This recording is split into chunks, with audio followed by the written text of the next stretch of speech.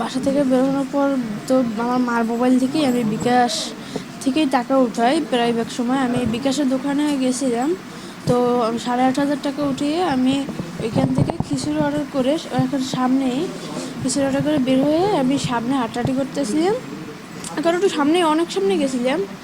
তো একজন এরকম গোটা এরকম দাড়ি করা পাঞ্জাবি পরা, সে আমার অ্যাড্রেস দেখাইলো, বাট একটা ছোটো কাগজের।